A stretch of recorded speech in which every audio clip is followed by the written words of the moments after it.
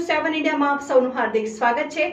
સુરતના પુણા વિસ્તારમાં ખાડીની સમસ્યા યથાવત ચોમાસા પહેલા ખાડીમાં ડ્રેજિંગ કરવામાં આવતું નથી। પ્રી મોન્સૂન કામગીરીનું નિરીક્ષણ કરવા ખુદ પાલિકા કમિશનર મેદાનમાં ઉતર્યા। પુણામાં ખાડીમાં પડેલ કચરાને કારણે ખાડી પૂરની સમસ્યા રહે છે। પુણાના લોકો દ્વારા પાલિકા કમિશનરને ખાડી નિરીક્ષણ કરવા આમંત્રણ પાઠવાયું। વારંવાર રજૂઆત કરવા છતાં ખાડીમાંથી કચરો દૂર થતો નથી। ખાડીના કચરો હોવાથી પાણીનો નિકાલ થતો નથી। Reporter Rajubhai Sukhadiya, news 7 India. Ranujadham society, Puna ગામ, બોમ્બે માર્કેટ રોડ, સુરત।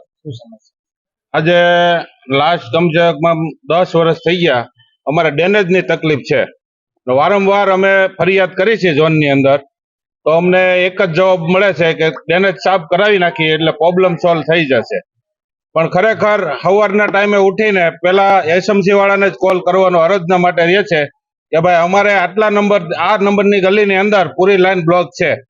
તો વારંવાર જે અમે રજૂઆત કરીને અમે થાકી ગયા છીએ અત્યારે, અને અમને કોઈ નિરાકરણ આપતું નથી। અને વારંવારની તકલીફ એક જ એ છે કે ડેનેજ ડેનેજ ને ડેનેજ।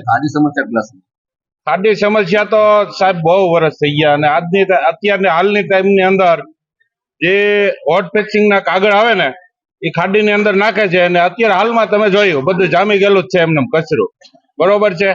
તો જે કચરું જામી ગયેલું છે એની ઉપર માણસ આ બાજુથી ઓલી બાજુ હાલીને જતો રહે એવી પોઝિશન છે। શું માંગ છે? માંગ એવી છે કે જે આ હોટ ફિક્સિંગ નું કચરું જે ખાડીની અંદર નાખે છે એ પેલા તો બંધ કરવામાં આવે, અને લોકોને હોતે અપીલ કરી છે કે ખાડીમાં જે તમે કચરું નાખો છો, રોજ કચરાની ગાડી હરેક સોસાયટીની અંદર આવે છે, તો પહેલા આગ્રહ રાખો કે ગાડીની અંદર કચરું નાખવું, જેનાથી ખાડીની જે ચોખ્ખાઈ છે એની અંદર વારંવાર હરોજ માણસો અહીંયા સાફ સફાઈ માટે રહેતા નથી, કે મહિના 2 મહિનામાં એકવાર સાફ સફાઈ કરવા આવે છે, પણ એ માણસોથી થતી જ નથી। જે ક્રેન છે, જેસીબી જેવી કોઈ વ્યવસ્થા હોય સાઈડ ઉપરથી ઉઠાવી લે કચરું, તો જ આ ખાડીની સમસ્યા સોલ્વ થઈ શકે એમ છે। તો એનું કારણ એવું છે કે બે બાજુ બાંધકામ થયેલા છે, તો મશીનરી જઈ શકે એવી સમસ્યા છે નહીં। કાર્યકારી પ્રમુખ, સુરત શહેર જિલ્લા કોંગ્રેસ સમિતિ।